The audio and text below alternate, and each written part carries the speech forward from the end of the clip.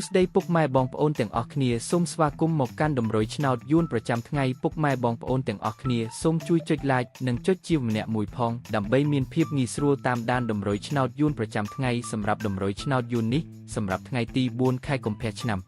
2025ចឹងកុំឲ្យខាតពេលវេលាយូរចឹងយើងចូលមកមើលតម្រុយឆ្នោតយួនយើងវិញសម្រាប់តម្រុយពីលេខ admin មានលេខ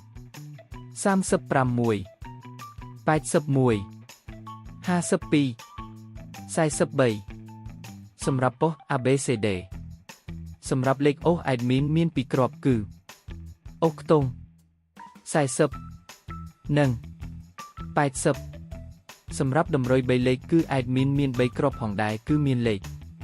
915 គុណ145គុណ